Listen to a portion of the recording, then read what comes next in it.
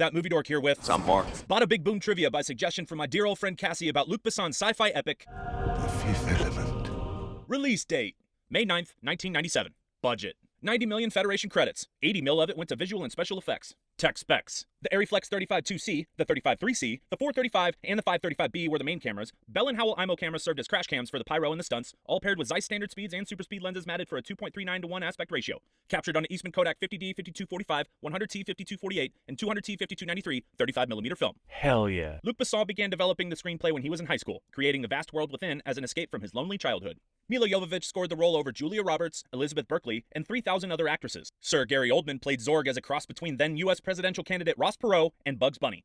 Luc Besson describes Zorg as dandy, nouveau riche, and Hitler. Corbin Dallas being a cab driver is an homage to Luc Besson's father, who drove a taxi as a second job to support Luc while he was in art school. Hell yeah. Lilu's 400-word divine language was created by Luc Besson and further refined by Mila Jovovich, who was fluent in 4 languages. They would chat and write letters in the language as practice. By the end of filming, they were having full conversations with each other. Ruby Rhod was inspired by Prince and Michael Jackson, who were both approached to play the role, but Prince found the costumes outlandish. What? Chris Tucker got the part instead, over Jamie Foxx. Chris didn't know how to play the role at first, but once he got into costume, things started clicking, and many of the reactions to his performance are genuine. Bruce Willis's reactions to Lilu's first time speaking to him, and the aria, are genuine as well, as he had zero prep for either scene from the director. Luc Besson requested that the action scenes be shot in broad daylight, as he was tired of seeing dark spaceships and dimly lit planets from other sci-fi of the time, and wanted a brighter, cheerfully crazy look instead. The stunt explosion in the Fhloston Paradise main hall was deemed the largest indoor explosion ever filmed. It took 25 minutes to put that fire out. The new record holder is 2015's Spectre. The model for the Fhloston Paradise ship weighed over 500 pounds, and it took a team of 80 workers 5 months to build the models for this movie, like the apartments and skyscrapers of New York City at 1/24th scale. Hell yeah. Digital Domain, the company responsible for the outstanding visual effects, allowed their digital artists to hide Easter eggs on the top of the buses flying through New York. The people populating the roofs, decks, and windows are the artists themselves.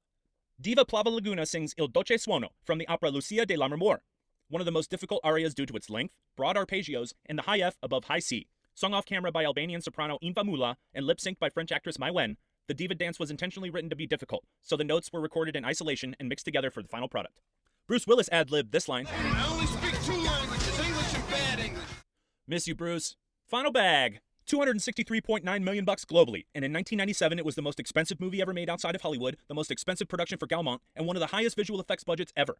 Titanic, which came out later in the same year, regarded as a visual effects achievement, had half the visual effects budget at $40 million out of $200, while The Fifth Element's total budget was less than half that in comparison. Domo Denko for watching this dorky trivia video about The Fifth Element. Shout out your favorite quotes and moments from the flick, and any suggestions for videos in the future. You want some more? Now, if you'll excuse me, I've got some rocking to do.